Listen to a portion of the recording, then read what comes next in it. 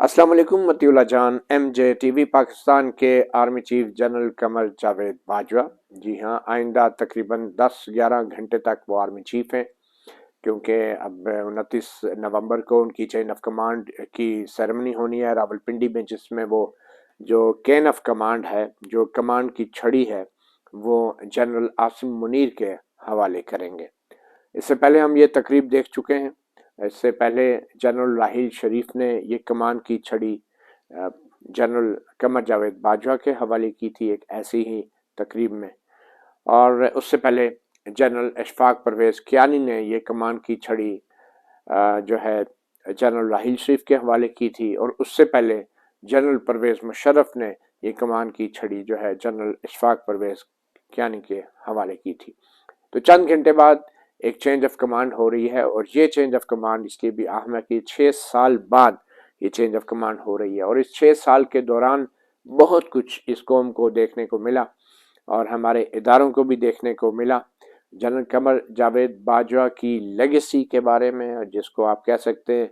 सियासी विरसे के हवाले से, बहुत कुछ लिखा गया है, कहा गया है, और आइंदा भी लिखा जाता रहेगा और कहा जाता रहेगा। वो सब कुछ जो जनरल कमर जावेद बाजवा के आर्मी चीफ होते हुए ना लिखा जा सका था और ना कहा जा सका था। आज हम जनरल कमर जावेद बाजवा की लेगेसी के हवाले से जिस वजह से बात कर रहे हैं, वो वजह उनका वो इंटरव्यू है जो उन्होंने मुत्तहदा अरब अमारात के एक अंग्रेजी रोजनामा गल्फ न्यूज़ को दिया है। और गल्फ न्यूज़ को ये जो इंटरव्यू दिया गया है, इसमें कुछ बातें की गई हैं, कुछ अहम बातें की गई हैं, मगर अभी भी बहुत सारी बातें हैं जिसका ना तो उनसे सवाल किया गया। गल्फ न्यूज़ के हमारे कोई दोस्त सहाफ़ी ही हैं, अशफाक अहमद साहब, सीनियर असिस्टेंट एडिटर, इन्होंने ये 27 नवंबर का इंटरव्यू किया था जनरल कमर जावेद बाजवा साहब का। और बतौर आर्मी चीफ आपको बताते चलूं कि जनरल कमर जावेद बाजवा मीडिया से काफ़ी करीबी ताल्लुकात रखते थे, और वैसे भी पाकिस्तान की तारीख ऐनी शाहिद है इस बात की कि जिस जिस जर्नैल के सियासी अज़ाइम थे, जो फौजी आमर थे, जो डिक्टेटर थे, चाहे वो पर्दे के आगे थे या पर्दे के पीछे थे, तो वो मीडिया के साथ करीबी ताल्लुकात रखते थे, सहाफ़ियों के साथ राब्ते में रहते थे, और जब वक्त आता था कि वो खुद सहाफ़ियों के साथ राब्ते में ना हो, तो उसके लिए वो अपने ऐसे फ़ौजी तर्जुमान रखते थे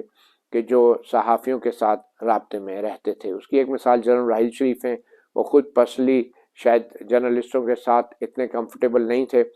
मगर उनके जो तर्जुमान थे, जो भी, वो बहुत एक्टिव रहते थे जर्नलिस्टों के साथ। और ये मीडिया के साथ राब्ते जनरल कमर जावेद बाजवा के जो 6 साल पर मुहित हैं,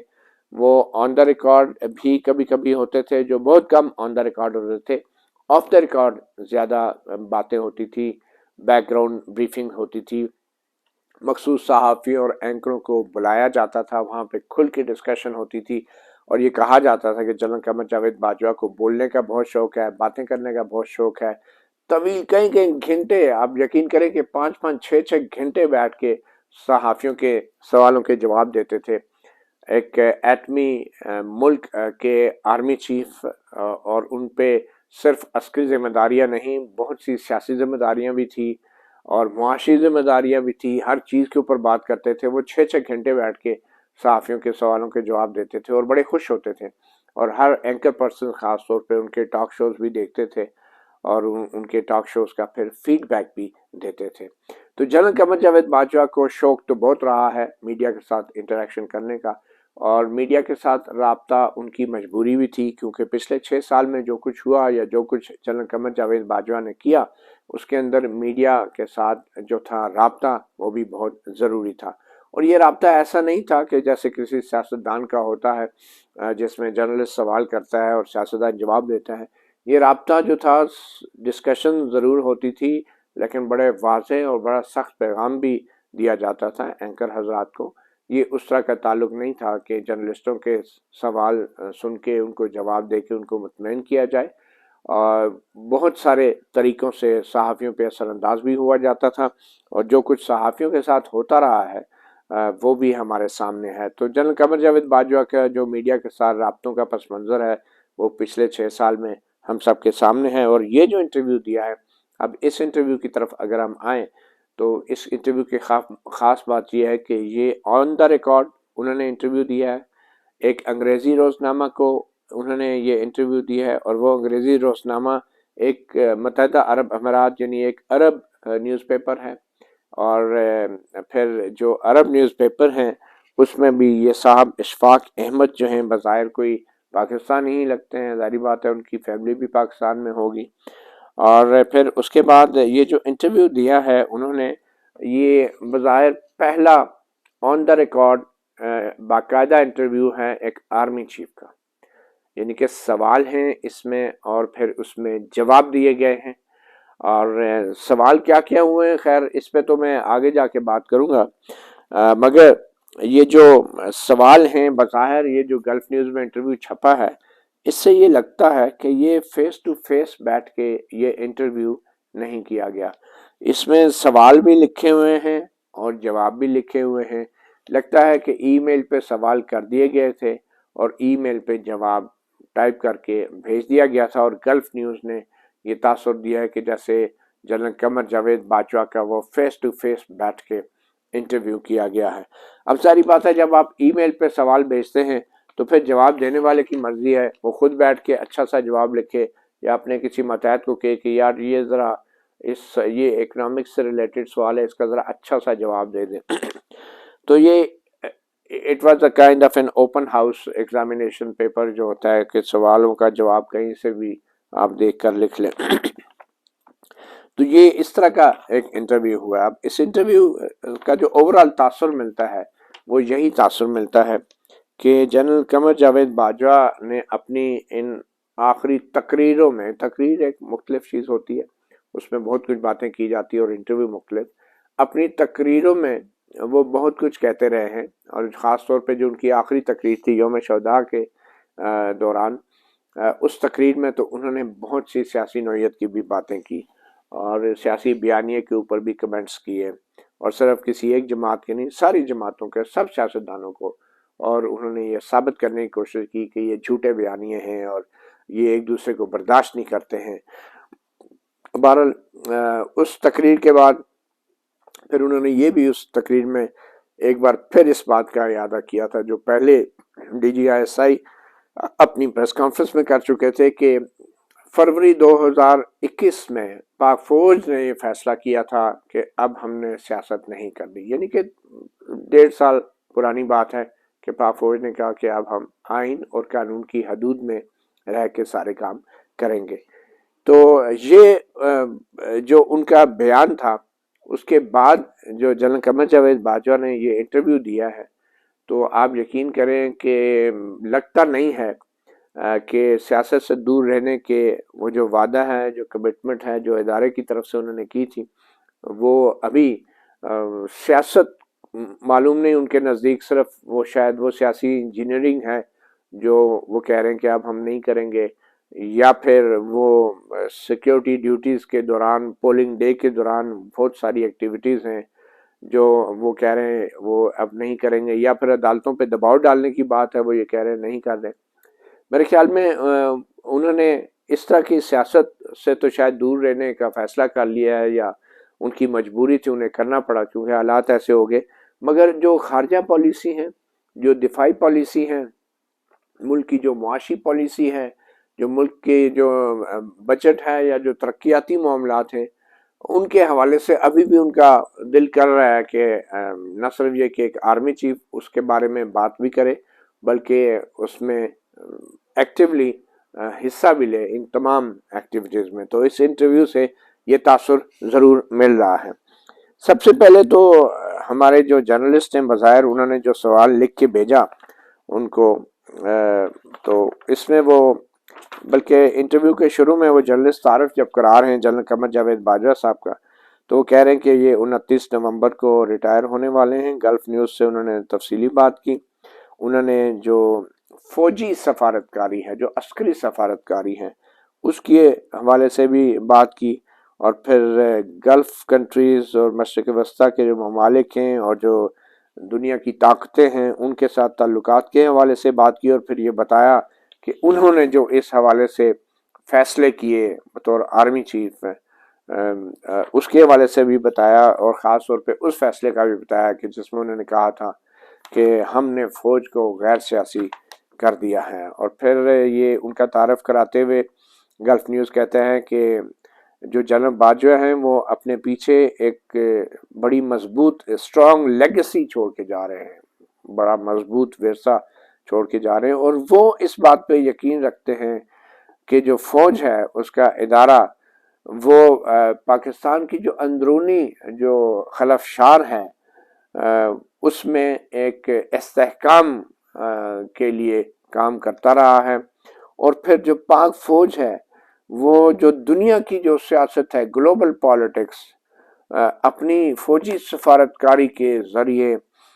وہ دنیا کی اس پالیٹکس میں بھی توازن قائم کرتی رہی ہے پاک فوج۔ مطلب یہاں پہ حکومت، پاکستان کی حکومت کا کوئی رول نہیں ہے اس میں، اور خاص کر وزیر اعظم کیا بیچتا ہے، یہ تو آرمی چیف اور فوج جو ہے یہ سب کچھ کرتی ہے۔ یہ دفتر خارجہ جو ہو گیا، یا یہ جو ہمارا جو دوسرے وزارتیں ہیں، ادارے ہیں، اور خاص طور پہ جو پارلیمنٹ ہے، ان کا کوئی کام نہیں ہے، سارا کچھ پاک فوج کرتی رہی ہے۔ تو پھر وہ آگے جا کے ان کا تعارف کراتے ہوئے وہ صحافی کہتے ہیں کہ پاکستان نے جو ہے وہ جنرل باجوہ کا 6 سال کا دور دیکھا ہے،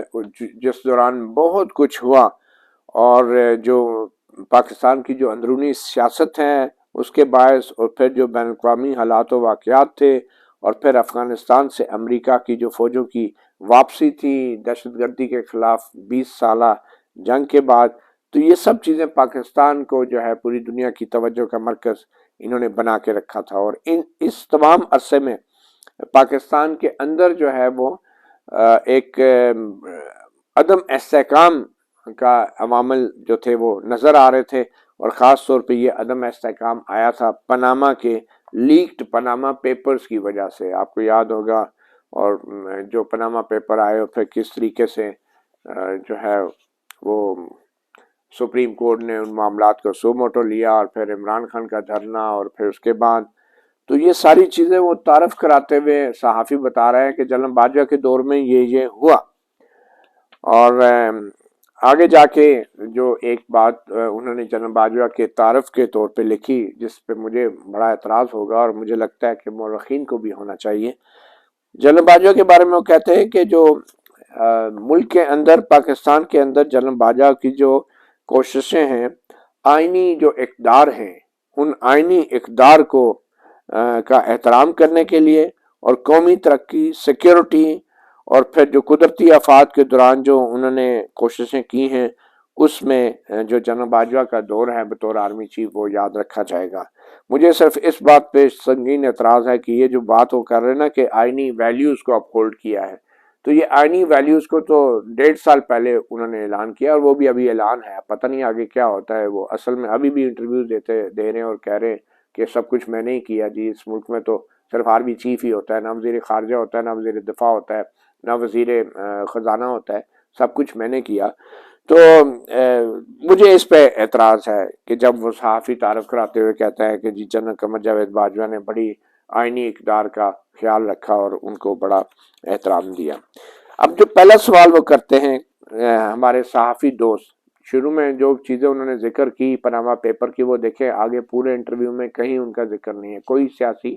سوال نہیں ہے۔ اور پھر ایک عرب اخبار کے ایک جرنلسٹ کی طرف سے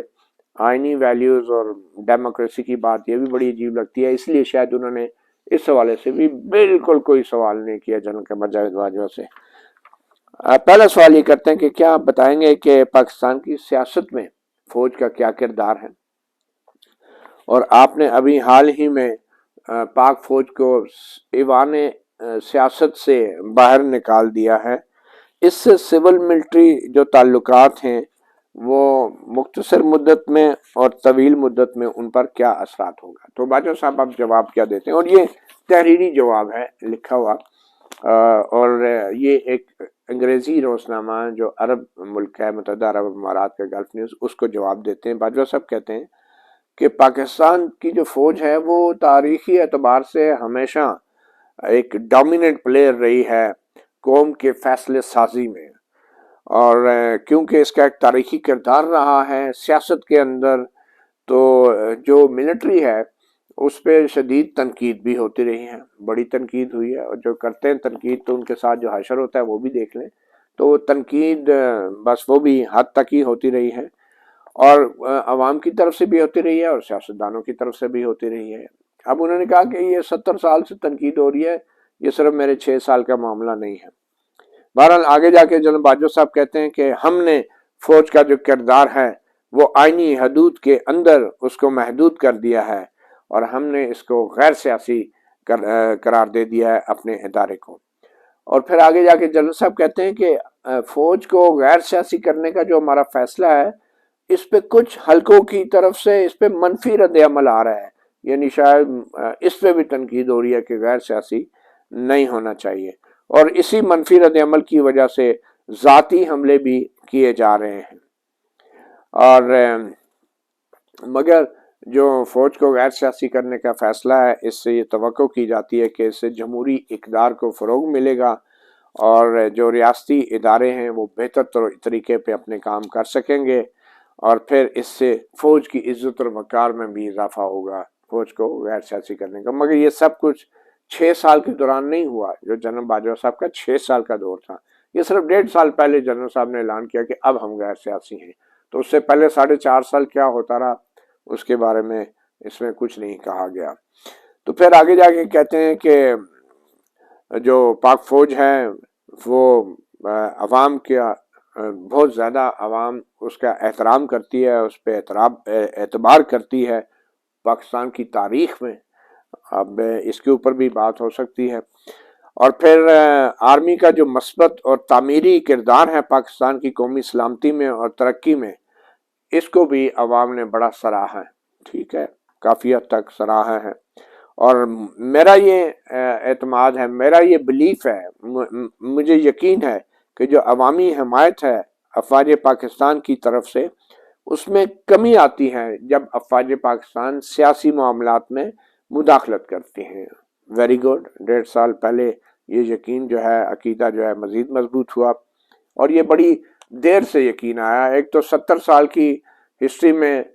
کسی کو یقین نہیں تھا اور نہیں یقین آیا، اور پھر پچھلے 6 سال کے دوران بھی یقین نہیں آیا، صرف 1.5 سال پہلے یہ یقین آیا ہے کہ جناب جب فوج جو ہے وہ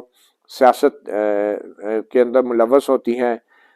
تو پھر وہ فوج کا جو عزت اور وقار ہے اس میں کمی آتی ہے۔ اور پھر جنرل باجوہ کہتے ہیں کہ I considered it prudent، یعنی میں نے یہ سوچا کہ دانش مندی اسی میں ہے کہ ہم فوج کو سیاست سے دور رکھیں۔ یہ 1.5 سال پہلے یہ دانش آئی ہے، یہ 1.5 سال پہلے یہ دانش کی پیدائش ہوئی ہے، اور پچھلے 4 سال جو ہوا وہ تجربے تھے، وہ 22 کروڑ عوام کے، غریب عوام پہ تجربے تھے،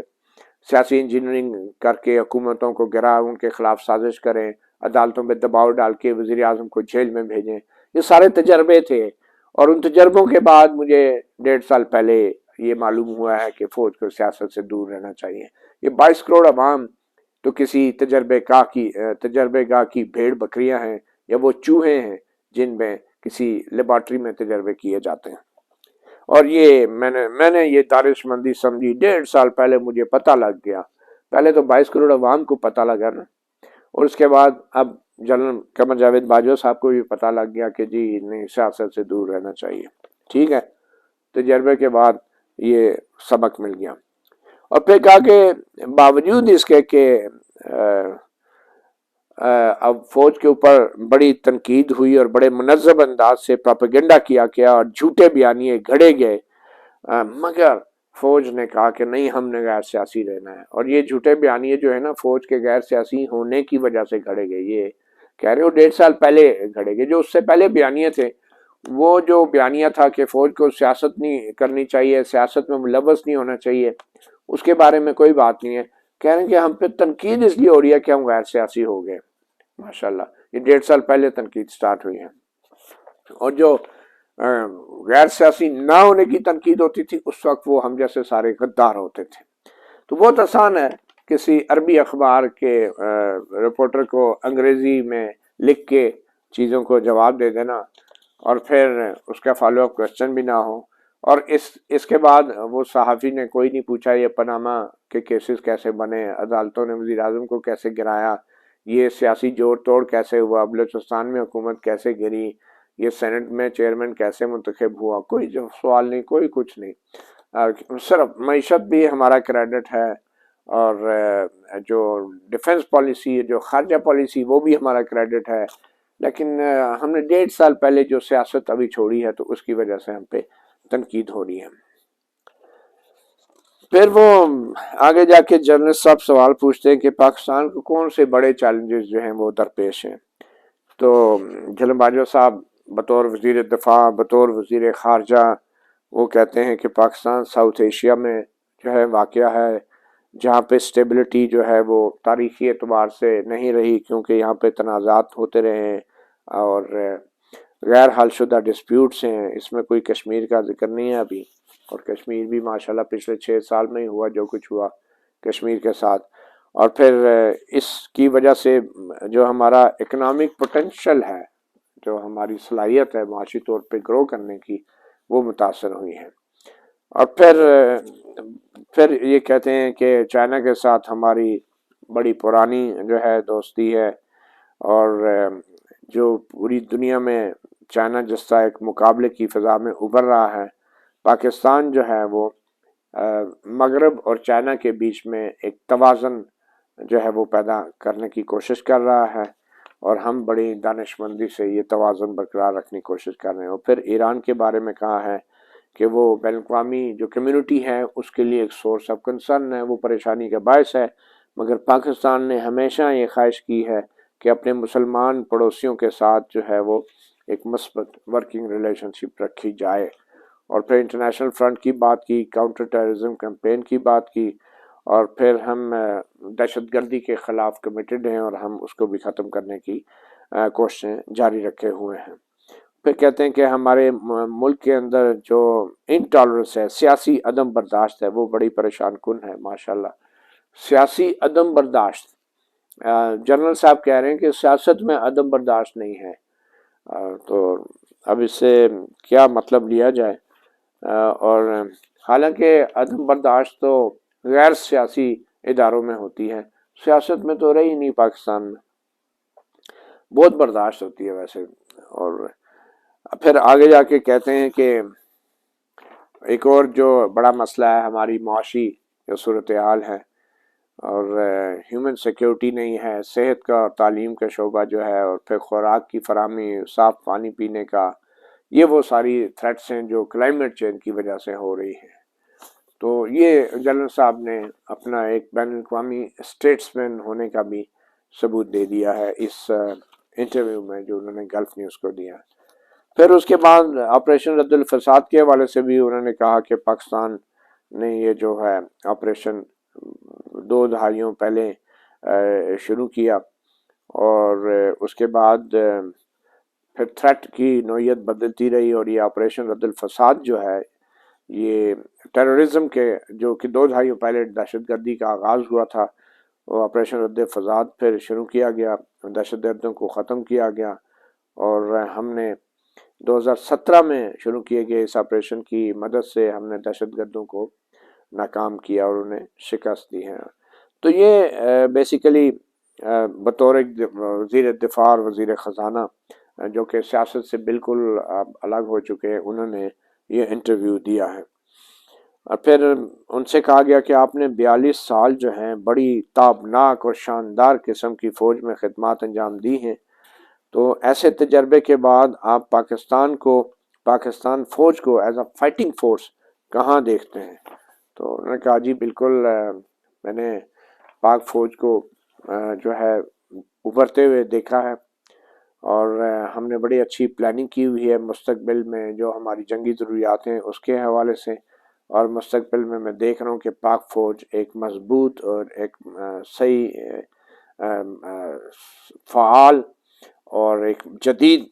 فورس بن کے ابھرے گی, اور جس میں قومی جو صلاحیت ہے اس کی بھرپور عکاسی کی جائے گی, اور ہم قومی ترقی اور معاشی جو بہبود ہے اس کے لیے بھی بھرپور انداز سے کام کریں گے۔